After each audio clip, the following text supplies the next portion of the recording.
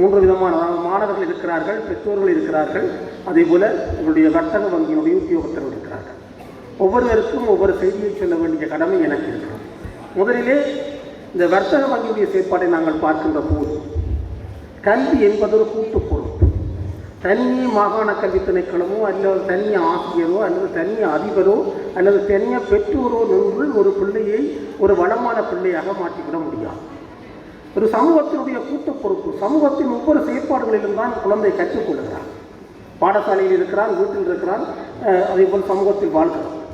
ஆகவே ஒரு எதிர்கால சமூகத்தை ஒரு கல்வியறிவு மிக்க சமூகமாக மாற்றியமைக்க வேண்டுமாக இருந்தால் இந்த சமூகத்தில் இருக்கின்ற எல்லோருக்கும் அந்த கூட்டு பொறுப்பு இருக்கின்றது. அந்த கூட்டு பொறுப்பின் ஒரு அங்கத்தினை இந்த வர்த்தக வங்கி உணர்ந்து இந்த பிள்ளைகளுடைய கல்வி செயற்பாடுகளுக்கு பல்வேறு பங்களிப்புகளை ஆற்றி வருகின்றமையை ஏற்று அவர்களுக்கு நாங்கள் எங்களுடைய மாகாண கல்வி திணைக்களத்தின் சார்பிலும் ஒரு கல்வியாளர் என்ற வகையிலும் உங்களுக்கு என்னுடைய நம்பிக்கைகளை தெரிவித்துக் கொள்கிறோம். அதே போல இவ்வாறு பல உண்மையில் தெரியும், இலங்கையினுடைய பட்ஜெட், அதாவது பாதத்திலே கல்வி அபிவிருத்திக்கு ஒதுக்கப்படுகின்ற தொகை உண்மையிலே கல்வி அபிவிருத்திக்கு போதுமானது அல்ல. எனவேதான் இவ்வாறான பெரிய நிறுவனங்கள் தங்களுடைய பங்களிப்பின் வெற்றி, தங்களுடைய லாபத்தின் ஒரு பகுதியை அல்லது தங்களுடைய உழைப்பின் ஒரு பகுதியினை எங்களுடைய கல்விக்காக மூலதனமாக விடுகின்ற போது நாடு இன்னும் மேல்நோக்கி வளர்ச்சியை செல்லக்கூடியதாக இருக்கும். அந்த வகையில் உங்களுடைய தொடர் ஒத்துழைப்புகளை எங்களுடைய கல்விக்காக எதிர்பார்க்கின்றோம். இதே போல மற்ற பரீட்சைகள் மட்டுமல்லாது ஆகிய பயிற்சி மற்ற துறைகளுக்கும் பௌதிக வளங்களில் அபிவிருத்திக்கு கூட பல்வேறு உதவிகளை செய்து கொண்டிருக்கிறார்கள். அவர்களையும் நாங்கள் வாழ்த்திக்கொண்டு அடுத்து நாங்கள் இந்த புலமைப்படுத்தல் பரீட்சைக்கு வந்தால் இன்றைக்கு ஒரு பெரிய வெற்றியின் பின் ஒரு சாதனையாளர்களாக இன்றைக்கு இந்த வர்த்தக வங்கி உங்களை கௌரவித்திருக்கிறது. மாணவ செல்வங்களே, உங்களுக்கான செய்திதான். இலங்கையின் முதலாவது தேசிய பரீட்சையை வெற்றிகரமாக முன்னிறுத்தி வெற்றியாளராக மாறிவிட்டீர்கள். அந்த வகையிலே உங்களுக்கு என்னுடைய வாழ்த்துக்களை தெரிவித்துக் கொள்வதில் மகிழ்ச்சி அடைகிறேன். ஆனால் ஒரு பரீட்சையின் வெற்றி மற்றும் வாழ்க்கையின் வெற்றி அல்ல. இதை மிக தெளிவாக உணர்ந்து கொள்ளுங்கள். ஒரு பரீட்சையின் வெற்றி மட்டும் வாழ்க்கையின் வெற்றி அல்ல. இப்பொழுது உங்களுக்கு சாப்பாடு தர அம்மா இருந்தால், அப்பா இருந்தால், டியூஷனுக்கு போகணுண்டா சீட்டி விடுறதுக்கு சித்தி இருந்தால், எல்லோரும் இருந்தார்கள். நீங்கள் கல்வி கற்று பரீட்சையில் சித்தி அடைந்து அடுத்த காலங்களில் உங்களுடைய வாழ்க்கையின் அடுத்த கட்டங்கள். ஆகவே ஒரு விடயத்தை ஞாபகம் வைத்துக் கொள்ளுங்கள். இப்போது இருக்கின்ற ஆய்வுகளின்படி புலமை பரீட்சை சித்தி அடைந்த மாணவர்கள் எல்லாரும் ஓலவெளியிலும் ஈழவெளியிலும் வெற்றி கண்டவர்கள் அல்ல. கடந்த வருடம் காப்போத உயர்தர பரீட்சையில் இலங்கையில் இரண்டாவதாக கண்டத்துறையில் வந்த மாணவன் புலமை பரிசு பெற்ற புள்ளிகள் உங்களுக்கு தெரியும். ஆகவே புலமை பரிசு பரீட்சை என்பது உங்களுக்கு ஒரு கட்டத்தில் கிடைத்த வெற்றி மட்டும்தான். இந்த வெற்றியால் நீங்கள் தொடர் வெற்றி அடைவீர்கள் என்ற எண்ணி உங்களுடைய முயற்சியை கைவிட்டு விடக்கூடாது. அழகான தமிழ் சொன்னால், ஒரு வெற்றியின் பின் வருகின்ற மமதை ஆபத்தானது. நான் வெற்றி அடைந்து விட்டேன், நான் கட்டிக்காரன், நான் எல்லாவற்றையும் எனக்கு சரியாக நடக்கும் என்று நீங்கள் தூங்கிவிடக்கூடாது. ஒரு வெற்றி அடைந்தவன் தூங்கினால் ஆபத்து. உங்களுக்கு முயலுமாமை இந்த கதை தெரியும். முயல் ஓடிக்கொண்டு போனது என்ன, முன்னுக்கு போனது. நான் நல்லா முன்னுக்கு தானே போறேன் என்று போட்டு முயல் என்ன செய்தது சொல்லுங்க. முயல் இடையில நித்திர கொண்டது. ஸோ உங்களுக்கு தான் அந்த கதை. நீங்கள் இப்பொழுது முயல்கள் ஓடிவிட்டீர்கள், முன்னுக்கு வந்து விட்டீர்கள். ஆனால் நீங்கள் தூங்கிவிட்டால் உங்களுக்கு பின்னால் இருப்பவர்கள் வேகமாக உங்களை கடந்து சென்றார்கள். ஆதலால் உங்களுடைய இலக்கு காப்போத உயர்தர பரீட்சை இப்போதை பரீட்சை முறைமை இன்னும் மாறவில்லை. மாறினால் பரவாயில்லை. மாறும் வரைக்கும் நீங்கள் உங்களுடைய முயற்சி காப்போதா உயர்தரமாக இருக்க வேண்டும்.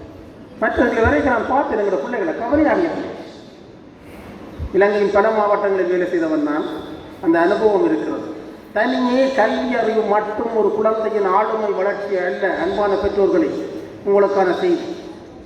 தனியே கல்வி அறிவு மட்டும், புத்தக பரீட்சை மட்டும் ஒரு பிள்ளையின் ஆளுமை வளர்ச்சி அல்ல.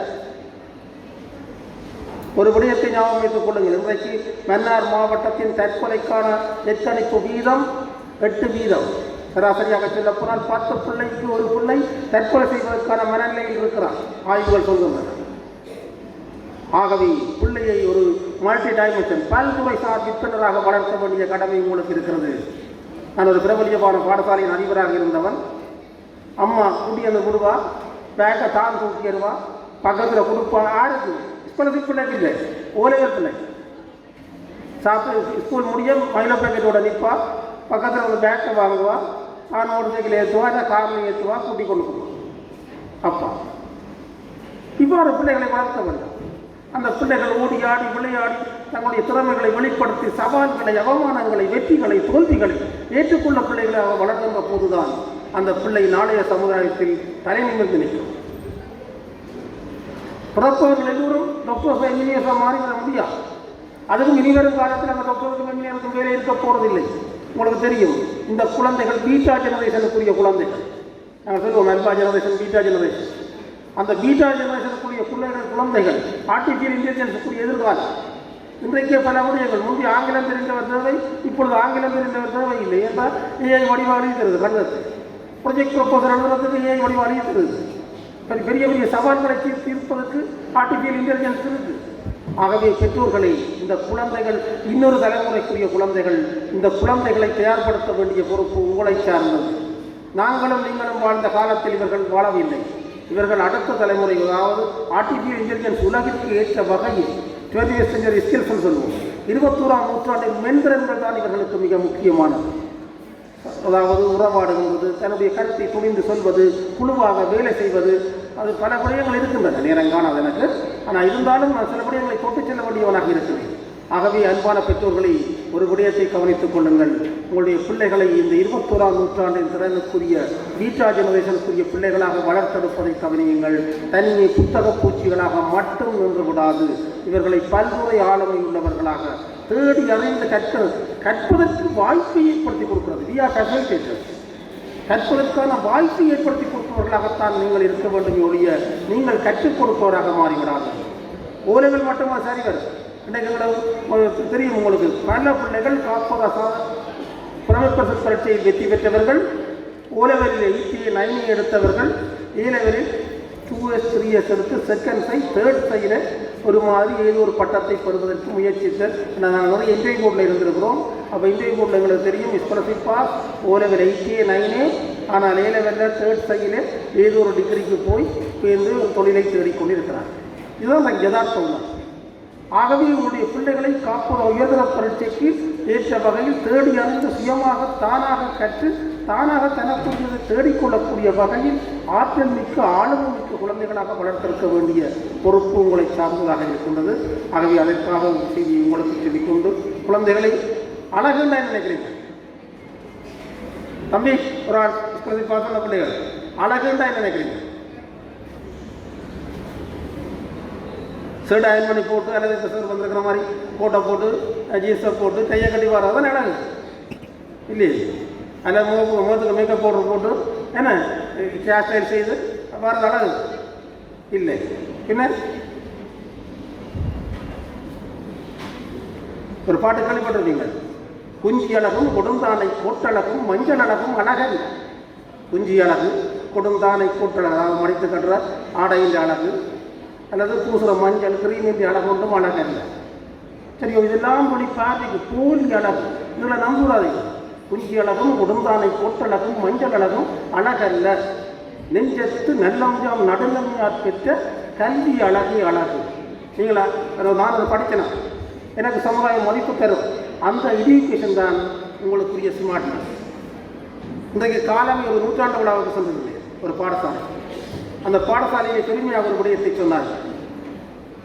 இலங்கையிலிருந்து ஒரு பிரமுகர் இந்திய முன்னைய நாள் பிரதமர் ஒருவரை சந்திப்பதற்காக இலங்கையிலிருந்து ஒரு பிரமுகர் சென்றார்.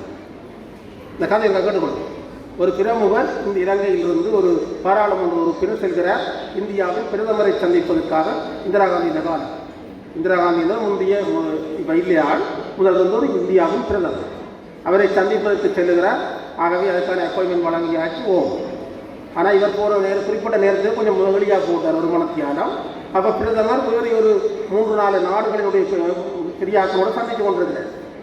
அப்போ அந்த இடத்துல இவருக்கு இவர் வந்திருக்கிற செய்தியை அந்த பிரதமர் செயலாளர் போய் சொல்கிறார், அம்மா இலங்கையிலிருந்து ஒரு ஆள் வந்திருக்கிறார், உங்களை சந்திக்கிறதுக்கு ஏற்கனவே அப்பாயின்மெண்ட் எடுத்தவர், ரைட் அவரை வர சொல்லுங்க என்று சொல்லி போட்டு அவர் வேற இந்தியாவின் பிரதமர் இந்திரா காந்தி எழும்பி நடந்து போய் கை கொடுத்து அவரை அழைத்து கொண்டு வந்த கதையில் இருந்து கதைக்கிறேன்.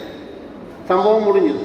அடுத்த நாள் ஒரு பெரிய டிவி பேட்டி காணுது இந்திரா காந்தியை, அம்மா நீங்கள் நேற்று ஒரு பெரிய நாட்டின் பிரதமர் ஒரு இன்னொரு நாட்டிலிருந்து வந்த சாதாரண ஒரு பாராளுமன்ற உறுப்பினரை எழும்பி போய் அழைத்து, அதுவும் பல நாட்டு பிரதிநிதிகள் இருக்கின்ற போது எழும்பி போய் அழைத்து கை கொடுத்தீர்கள். இதற்கான காரணம் என்ன? என்ன காரணம் நினைக்கிறீங்க? ஏதாவது எழும்பி போய் கையெழுத்து குடியிருக்கிறார் ஒரு பெரிய நாட்டில் பிரதமர், இன்னும் சின்ன நாட்டில் இருந்து வந்து ஒரு சாதாரண ஆளை எழும்பி போய் கை கொடுத்து கூட்டியாந்து அந்த மற்ற நாடுகளுக்கு மேலே பக்கத்தில் இருக்கிறார். ஏன் நினைக்கிறீங்க? சொன்னபடியும் அவர் ஒரு அரசியல்வாதி அல்ல, அவர் ஒரு நிறைந்த அறிஞர், நிறைந்த அறிவு மிக்கவர், நிறைந்த ஆற்றல் மிக்கவர், நிறைந்த மொழி வல்லமை மிக்கவர். ஆதலால் தான் அவரை சர்வதேசத்துக்கு எடுத்துக்காட்ட வேண்டும் என்பதற்காக நான் அவ்வாறு செய்தேன். பார்த்தீங்களா, ஒரு படித்தவனுக்கு இருக்கிற மரியாதை ஒரு நாட்டிலே பிரதமருக்கு அப்படி மரியாதை இருக்காது, அல்லது ஒரு ஜனாதிபதிக்கு மரியாதை இருக்காது. இதுக்கு என்ன பாட்டு சொல்றது? இதுக்கு ஒரு பாட்டு இருக்கு, இப்படி படிச்சிருப்பீங்க. மன்னனும் யாரும் படித்தாலும் கேள்விப்பட்டாங்க. கடிகார் மன்னனும் மாசர கற்றோனும் சீர்தூக்கின், மன்னனும் மாசர கற்றோனும் சீர்தூக்கின், மன்னனில் கற்றோர் சிறப்புடைய. மன்னருக்கு தன் தேசம் எல்லாம் சிறப்பில்லை, கற்றோருக்கு சென்ற இடமெல்லாம் சிறப்பு. இந்த விஷயம்தான் அந்த இந்திரா காந்தி அம்மா செய்த விஷயம். ஸோ நீங்கள் படிக்கணும். இதைத்தான் லெனின் சொல்றார், ஒரு புரட்சியாளர். யார்? Lenin, mark Lenin. கேள்விப்பட்டிருப்பீங்க. புரட்சி முடிஞ்சுது, பொதுமக்களுக்கு ஒரு பெரிய கூட்டம் நடக்குது. அப்போ ஒரு வயது வந்த ஆள் சொல்றார், ஐயா நாங்கள் புரட்சியெல்லாம் முடிஞ்சு போட்டோம், நான் இனி என்ன செய்ய வேண்டும்? சின்ன பிள்ளை கேட்குறாங்க.